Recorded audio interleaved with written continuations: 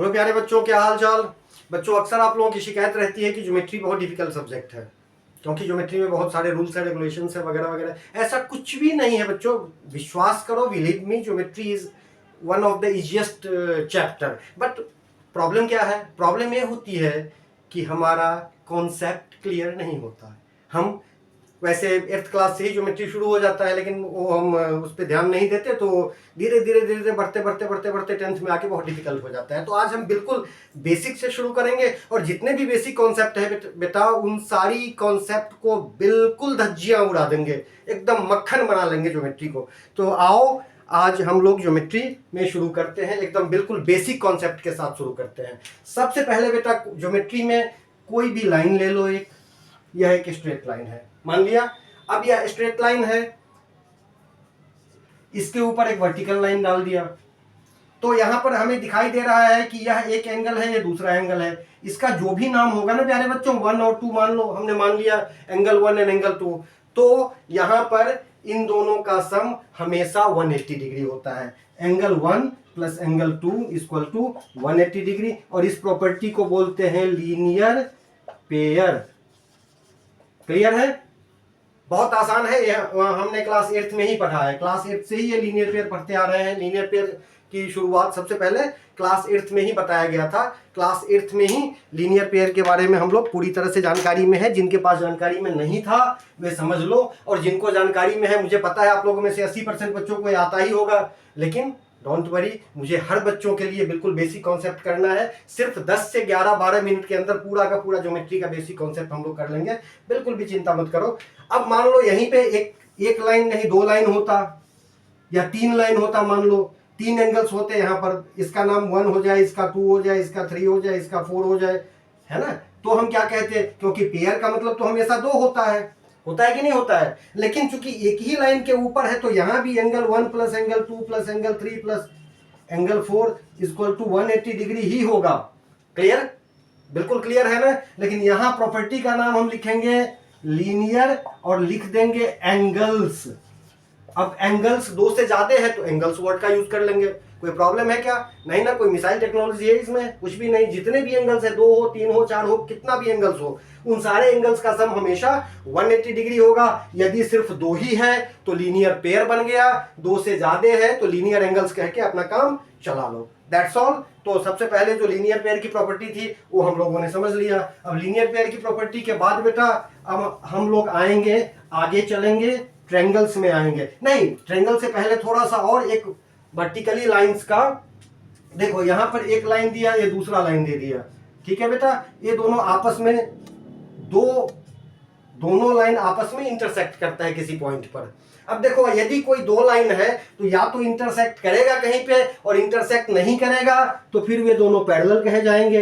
Parallel lines क्या होते हैं? If 2 lines can not intersect each other at any point called parallel line. Imagine भी नहीं कर सकते कि वो कहीं भी इनफाइनाइट पे भी जाकर के इंटरसेक्ट करे, तब हम उसको पैरेलल लाइन कहेंगे। और यदि इंटरसेक्ट किया दोनों लाइन तो उसको हम आराम से इंटरसेक्टिंग लाइंस कहेंगे। इंटरसेक्टिंग लाइंस कहेंगे तो एक साइड का यह एंगल है, दूसरे साइड का ये है। मान लो इसका 1 कह दिया, इसको 2 कह दिया, तो एंगल 1 इक्वल टू एंगल 2, और इसको बोलते हैं वर्टिकली अपोजिट एंगल्स।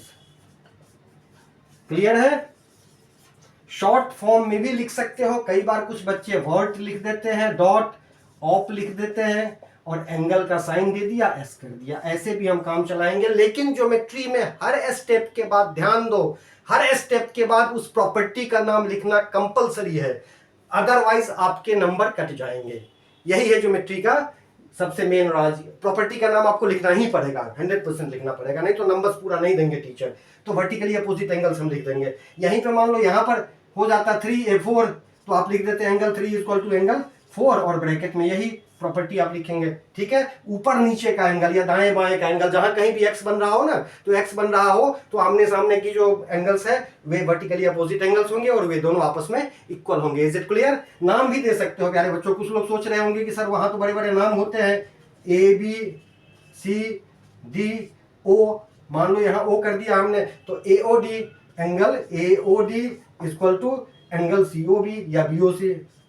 BOC। अब देखो नेमिंग करते समय हमेशा ध्यान रखना कि जो एंगल वाला पॉइंट है ना वह पॉइंट बिल्कुल बीच में होना चाहिए, क्योंकि AOB एक तरफ ए पॉइंट हो, एक ए है मैक्सिमम एक्सटेंड एक साइड और ए है मैक्सिमम एक्सटेंड दूसरे साइड। बीच वाला पॉइंट असल में AOD का मतलब हुआ ओ पर एंगल है ना, ओ पर एंगल है ना ये, और ओ पर ही एंगल ए भी है। तो सिर्फ एंगल ओ नहीं कहेंगे, क्योंकि सिर्फ एंगल ओ कहेंगे तो बहुत तरह की संभावना बन जाएगी। एंगल ओ मतलब क्या, ये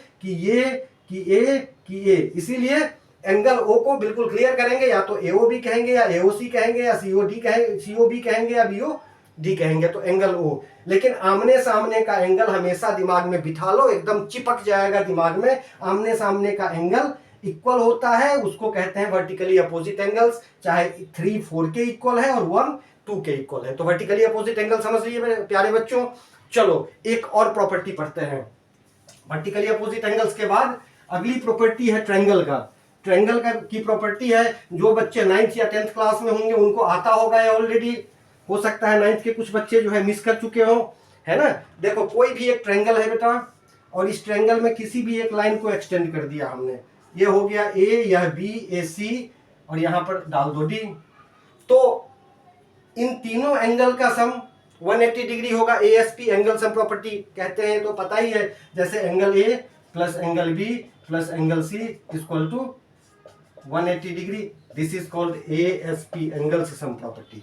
क्लियर। यही अगर क्वाड्रिलेटरल होता, मान लो यहाँ पे किसी भी तरह का क्वाड्रिलेटरल हो जाए, ABCD, नॉट मैटर कि यह ट्रेपेजियम है कि पैरेललोग्राम है कि रेक्टेंगल है कि क्या है, स्क्वायर है, किसी भी तरह का क्वाड्रिलेटरल हो जाता, तो यही एंगल सम प्रॉपर्टी इसमें होता। Angle A plus angle B plus angle C plus angle D equal to 360 degree. और यहां भी प्रॉपर्टी वही ASP ही लिखते। ASP का फुल फॉर्म ASP बोले तो एंगल्स सम प्रॉपर्टी, करेक्ट। तो तीनों एंगल का सम ट्रायंगल में 180 डिग्री होता है और क्वाड्रिलेटरल में 360 डिग्री होता है। क्लियर हो गया। चलो तो यह एंगल सम प्रॉपर्टी भी हम लोगों ने समझ लिया, लीनियर पेयर समझ लिया हम लोगों ने, वर्टिकली अपोजिट एंगल समझ लिया हम लोगों ने, और अब एंगल सम प्रॉपर्टी समझ लिया हम लोगों ने। क्लियर है। आगे चलें। इस ट्रायंगल को ऐसे ही रहने दो प्यारे बच्चों, और देखो इसी ट्रायंगल में एक और प्रॉपर्टी आ जाता है, उसको बोलते हैं एक्सटीरियर एंगल प्रॉपर्टी। अब एक्सटीरियर एंगल प्रॉपर्टी का क्या मतलब है, ध्यान से देखो। क्लियर। ये क्या चीजें हैं। अब यह ट्रायंगल बना तो यह इंटीरियर एंगल है, अंदर का एंगल, ये भी इंटीरियर एंगल है, अंदर का एंगल, ये भी अंदर का एंगल है, मतलब इंटीरियर एंगल। लेकिन यह एंगल जो है बाहर का है, ये बाहर का एंगल है ना प्यारे बच्चों। तो इस एंगल को ACD कहेंगे हम, एंगल ACD कहेंगे। यह बाहर का जो एंगल है ना बेटा, वो अंदर वाले अपोजिट दोनों के सम के इक्वल होता है। समझ में आ गई। बाहर वाला जो एंगल है वो अंदर वाले दोनों एंगल, कौन दोनों एंगल, साथ वाला नहीं, अपोजिट जो है, साथ वाले के अलावे जो दोनों है, मतलब angle A plus angle B, इन दोनों के सम के इक्वल होता है। और इस प्रॉपर्टी को कहते हैं exterior angles property. Exterior angles property. Clear है। इसको अगर इतना नहीं लिख सकते हैं आप, तो शॉर्टकट में लिख सकते हैं आप यहां पर EXT एंगल्स और प्रोप लिख के आ जाना। और भी शॉर्टकट करना चाहो तो EXT और यहां पर एंगल का साइन और S लगा दो और प्रोप कर दो। लेकिन लिखना जरूर है प्रॉपर्टी, इस तरह से लिखना है कि टीचर को समझ में आ जाए कि आपने क्या लिखा है। ऐसा नहीं कि कोई प्रॉपर्टी नहीं लिखोगे तो पक्का 100% आपके मार्क्स कट हो जाएंगे। करेक्ट। Exterior angle property. अब देखो एक्सटीरियर एंगल प्रॉपर्टी में अगर इस साइड को हमने नहीं बढ़ाया होता, हम किसी और साइड को मान लो यहां पर बढ़ा दिए होते इसको, क्लियर, और यहां कर देते ABC था ही ना, तो एंगल PBC बन जाता इसको छोड़ के इन दोनों के इक्वल, दोनों के सम के, angle A plus angle C। चीज वही एक्सटीरियर एंगल प्रॉपर्टी। मान लो इसको इधर की तरफ बढ़ाते हैं हम, क्लियर, यहां पर हो जाता M, तो angle ABM equal to angle A plus angle C। Clear. तो किसी भी एक साइड को अगर बढ़ाया जाता है, किसी भी एक साइड को एक्सटेंड करेंगे ना, तो वो एक्सटीरियर एंगल जो है इक्वल होगा अपोजिट इंटीरियर एंगल्स के सम के इक्वल होगा। Is it clear. चलो बेटा अब इसको यहीं पे खत्म करते हैं। अब थोड़ा सा ही बेसिक कॉन्सेप्ट बचा हुआ है, और वो है पैरेलल लाइन वाले 4 प्रॉपर्टीज। पैरेलल लाइन वाले 4 प्रॉपर्टीज सिर्फ बचा हुआ है। अब पैरेलल लाइंस क्या है अभी अभी हम लोगों ने डिस्कस किया है, एक बार और डिस्कस करता हूं। कोई भी दो लाइन यदि कहीं भी इंटरसेक्ट ना करे, अगर हम इमेजिंग भी नहीं कर सकते कि ये दोनों लाइन कहीं भी इंटरसेक्ट करेगा आगे जाकर के, तब ये पैरेलल लाइन होंगे। और एक ट्रांसवर्सल ले लिया हमने, ठीक है प्यारे बच्चों, ये पैरेलल लाइन है और इस पैरेलल लाइन के साथ एक ट्रांसवर्सल लाइन हमने ले लिया यहाँ पे। अब पैरेलल लाइन मान लो ए बी है, ए सी है, यहाँ पे डी है, ए पी क्यू से ट्रांसवर्सल है जो एम और एन पे इंटरसेक्ट करता है। अब इसमें मैं नेमिंग कर देता हूं बच्चों, नेमिंग कर देने से थोड़ी आसानी रह जाएगी समझने में। जैसे ये 1 हो गया, ये 2 हो गया, इसको 3 कर देता हूं एंगल, इसको 4 कर देता हूं, इसको 5 कर देता हूं, इसको 6 कर देता हूं, ये 7 हो गया, ये 8 हो गया। तो इस तरह 4 एंगल बन गए ना।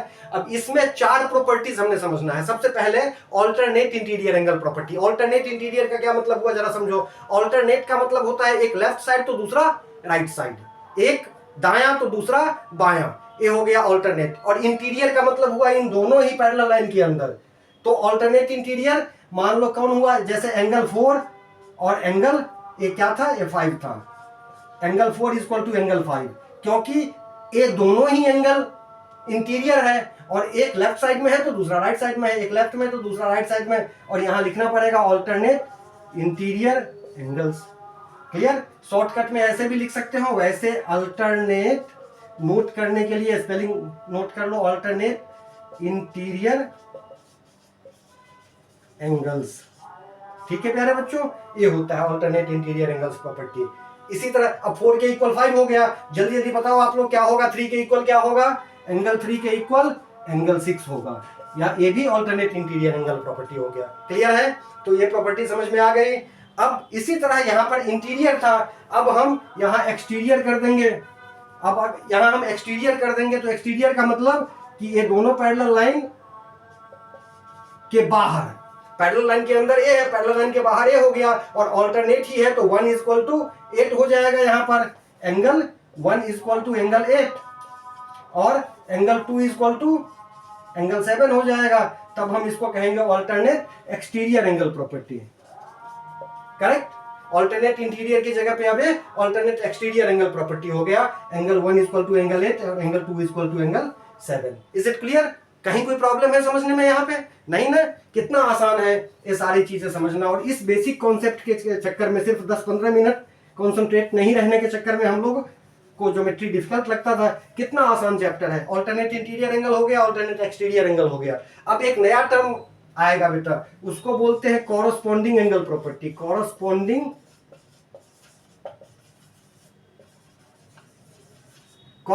एंगल्स क्या है, ध्यान दो। कॉरस्पॉन्डिंग एंगल्स का मतलब हो गया, होता है जैसे यह 2 एंगल है ना, इस लाइन के ऊपर जिस साइड, इस लाइन के भी ऊपर उसी साइड, मतलब कि एंगल 2 इक्वल टू एंगल 5। समझ में आ रही है ना? 2a है और 5a है, तो ये दोनों आपस में कॉरस्पॉन्डिंग एंगल होगा और इक्वल होगा। इसी तरह इस लाइन के इधर नीचे, तो इस लाइन के भी इधर नीचे, तो 3 इक्वल हो जाएंगे 8 के, एंगल 3 इक्वल टू एंगल 8। इसी तरह अगर 1 के इक्वल होगा 6, एंगल 1 इक्वल टू एंगल 6 और एंगल 4 इक्वल टू एंगल 7। और इस सब में हम लिखेंगे यही corresponding angles, corresponding angle. Clear है? तो हम लोगों ने 3 प्रॉपर्टी पैरेलल लाइन का भी समझ लिया।